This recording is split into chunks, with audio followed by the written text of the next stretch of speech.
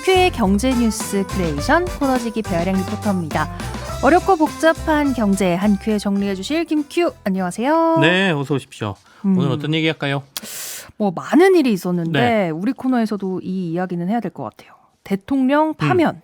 이 이야기를 우리 코너가 경제 코너잖아요. 네네. 앞으로 우리 경제에 어떤 영향을 끼칠지 한번 좀 다뤄주시면 좋을 것 같은데요. 어려워요. 어렵죠.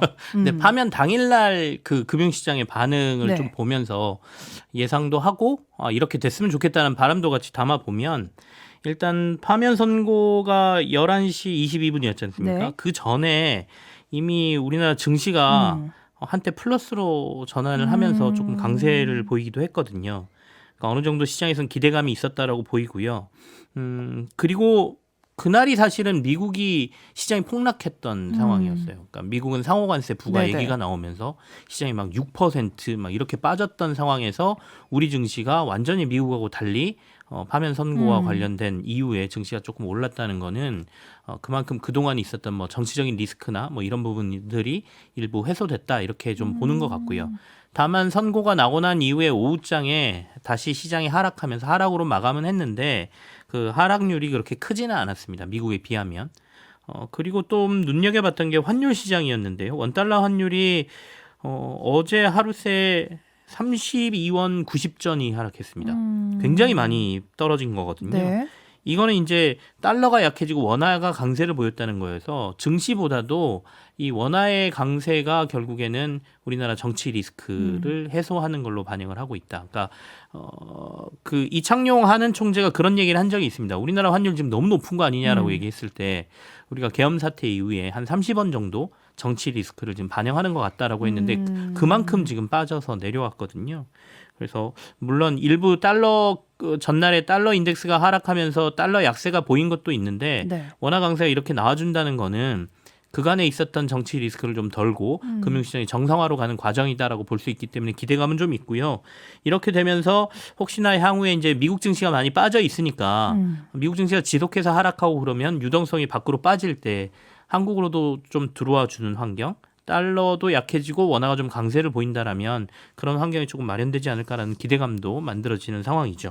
여러 기대감이 생기는데 앞서 잠깐 이야기해 주셨습니다. 네. 미국이 예상보다 센 상호 관세를 부과했어요. 그렇습니다. 와, 저도 생각보다 세서 놀랐는데 이 우리가 지난번에 얘기했던 상호 관세가 실체를 드디어 드러냈다라고 네네. 볼 수 있겠죠. 이 파장이 만만치 않은 것 같은데요.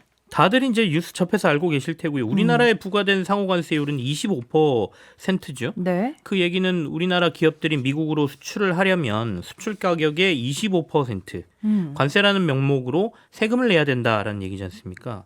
그만큼 가격을 올려서 그동안 내가 냈던 이익을 보전을 하거나 아니면 내가 가격을 올려서 경쟁력을 잃기가 싫으면 내가 보던 이익을 줄여서 가격을 유지하면서 손해를 봐야 된다라는 얘기이기 때문에 그렇죠. 이건 뭐 영향을 미칠 수밖에 없죠. 다만 이제 우리나라에만 부과한 건 아니고 일본에 물건을 수출하면 기본적으로 10%라는 기본 관세가 물려지고요. 이건 이제 오늘부터 부과가 됐습니다. 그리고 무슨 기준인지는 잘 모르겠으나 불공정 무역 국가로 미국이 분류한 67개국들에게는 그들 국가만의 관세율을 따로 정해서 거기다 플러스를 한 거예요. 그게 이제 우리나라가 더하면 25% 상호관세라는 거고요. 이것도 사실은 한국이 26%나 25%냐 가지고 논란이 좀 있었는데 이건 뒤에서 네. 제가 조금 말씀을 드리고요. 우리나라 말고 다른 나라들은 일본이 24%, 중국 34%, 베트남 46%, 스위스 32%, 유럽연합이 20% 등의 상호관세율이 나왔고요.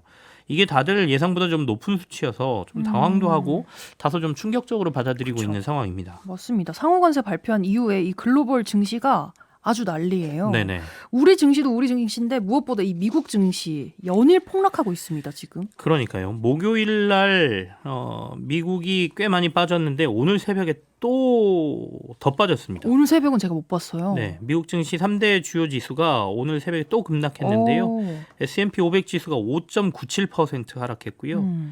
코로나19 팬데믹 공포로 2020년 3월 16일 기록된 16% 하락을 제외하면 최근 5년간 가장 큰 낙폭이 오늘 엄청나네요. 기록됐습니다.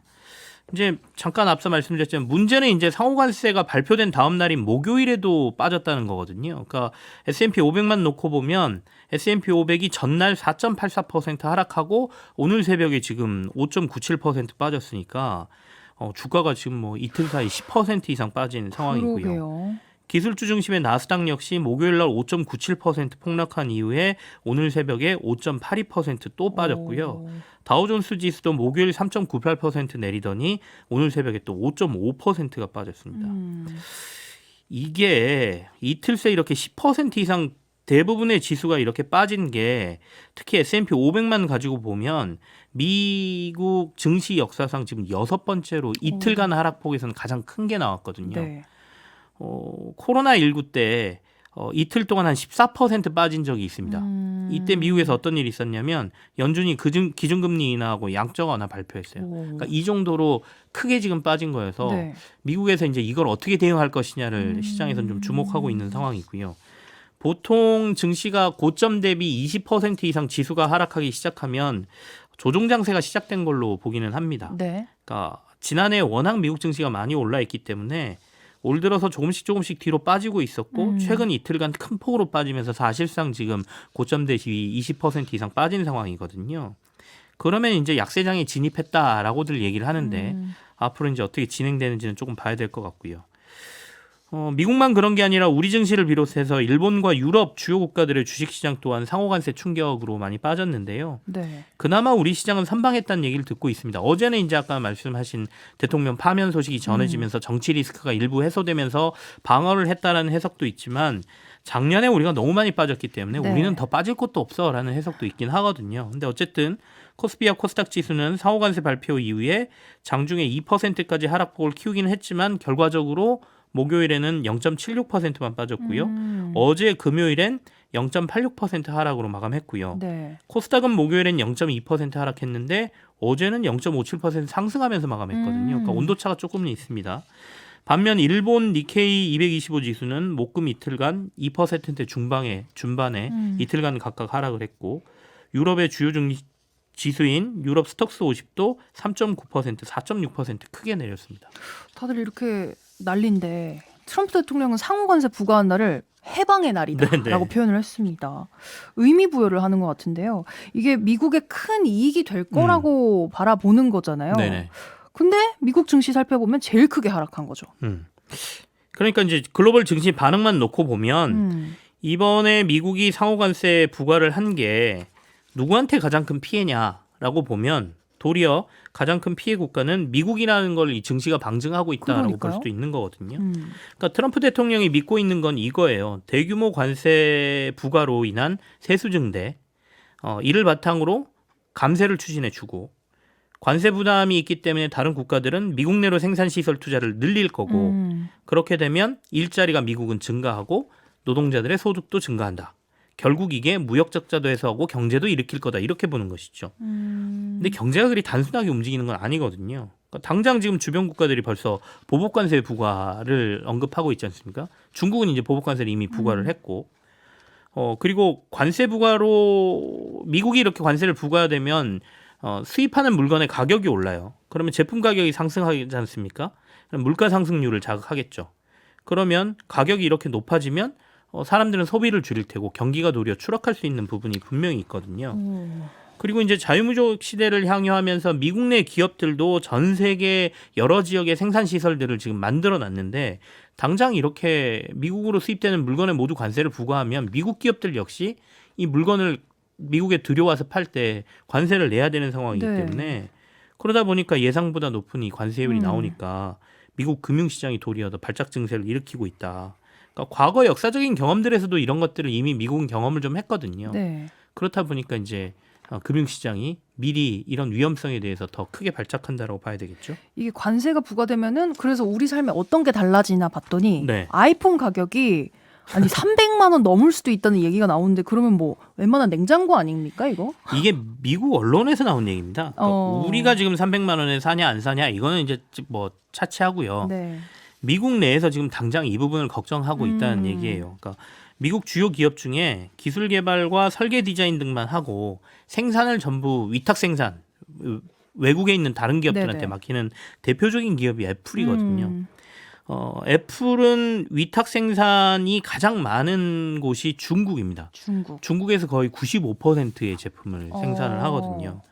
그러니까 물론 제품에 따라서 뭐 베트남에서도 하고 인도 뭐 이렇긴 하지만 대부분 아이폰은 압도적으로 중국 내 이 이른바 폭스콘이라는 기업 이런 데서 생산을 많이 합니다. 네. 근데 어쨌든 이런 상황에서 만약에 미국이 상호 관세를 발표를 했는데 중국이 지금 34% 상호 관세율이거든요. 근데 네. 이미 미국은 중국에 20% 관세를 부과하고 있단 말이에요. 오. 그러니까 요거 두 개 더하면 54%의 관세를 지금 물어야 된단 말이죠. 절반 넘게. 네. 그러니까 미국 언론이 야, 만약에 54%를 물리게 되면 아이폰 최고급 모델인 16 프로 맥스 경우는 현재 미국에서 1,599달러 이게 관세를 반영해서 가격을 올렸다라고 가정을 하면 2,300달러 될 수 네. 있어.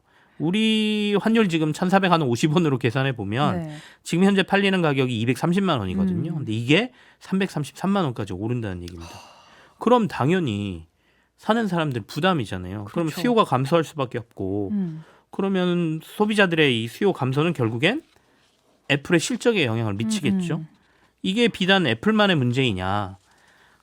생필품들 그러니까 의류나 신발을 제조하는 회사들은 대부분의 제조 시설이 동남아시아에 있습니다. 그렇죠. 근데 이 동남아시아들이 이번에 상호 관세 꽤 높아요. 그러니까 그러면 나이키 등 뭐 이런 데들도 다 가격 오르겠네? 이런 걱정들 할 거 아니겠습니까? 그럼 베트남 46%, 인도 27%, 대만 32%막 이러거든요.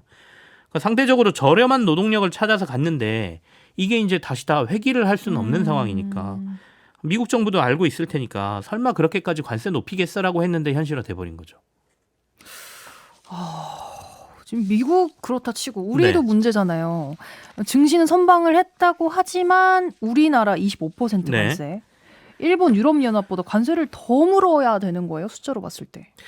근데 이제 이거를 너무 나쁘게만 생각하지 말고 그래도 좀 긍정적인 요소를 우리가 좀 찾아보면 어차피 다 관세를 맞은 거잖아요. 원형적 사고로. 네. 원형적 사고라고 해야 되나요? 그러니까 긍정 회로를 좀 돌려서 네. 얘기를 해보면 어쩌면 네. 냉정하게 생각하는 걸 수도 있습니다. 그러니까 트럼프 일기 행정부 때는 중국만 관세를 부과하고 특정 국가에만 부과를 하면 우리가 관세를 부과를 받으면 우리만 안 좋은 거지만 지금은 전 세계 국가의 10% 기본 관세에 각 상대적으로 뭐 상호 관세라는 걸 부과해 놨으니까 제일 중요한 거는 우리랑 경쟁 관계에 있는 국가들을 봐야 되는 거잖아요. 그렇죠. 그러니까 우리랑 물건이나 주력 제품이 경쟁 관계에 있는 나라들은 뭐 바로 옆에 있는 일본, 그다음에 대만이 가장 경쟁일 텐데 이들하고 비교를 해보면 우리나라는 상호관세 25%, 일본 24%예요. 그럼 거의 비슷하다고 보이고요. 대만은 32%란 말이죠.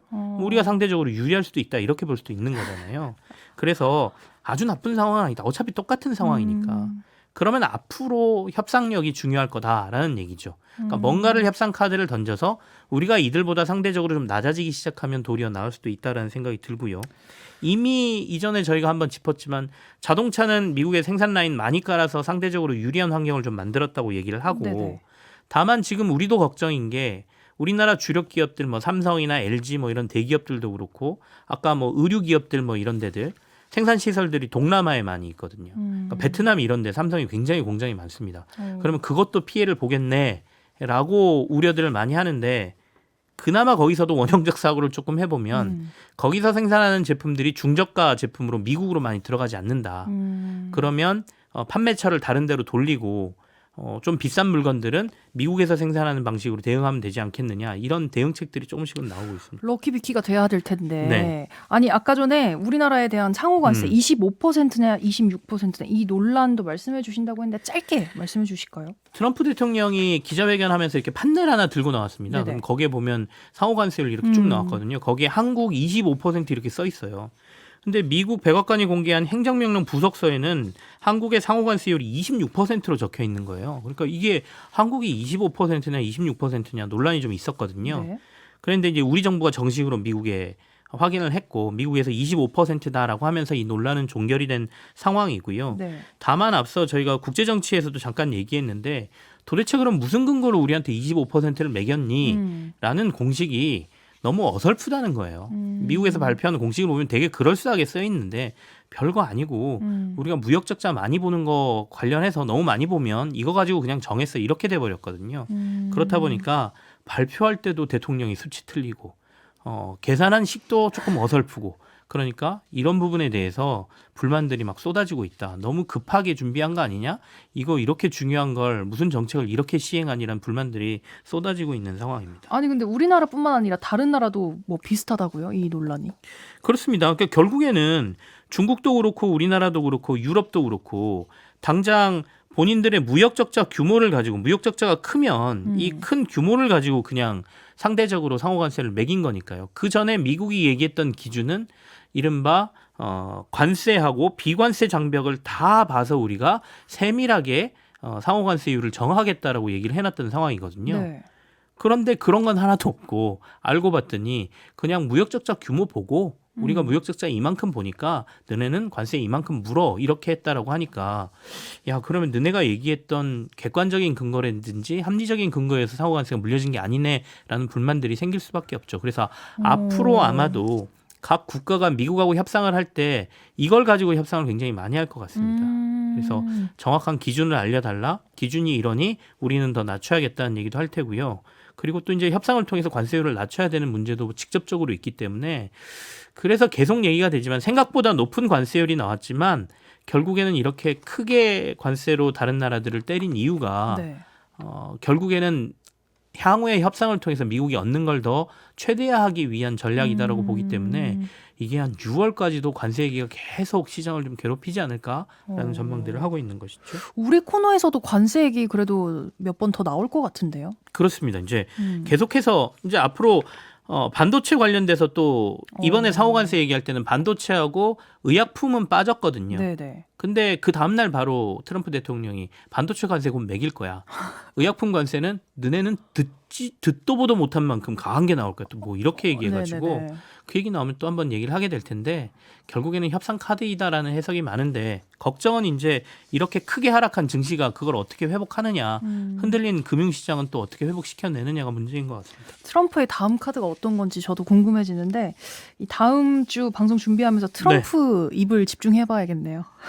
잘 들었습니다. 저는 다음 주에 또 다시 돌아올게요. 네, 지금까지 배아량 리포터였습니다. 고맙습니다. 네, 안녕히 계세요.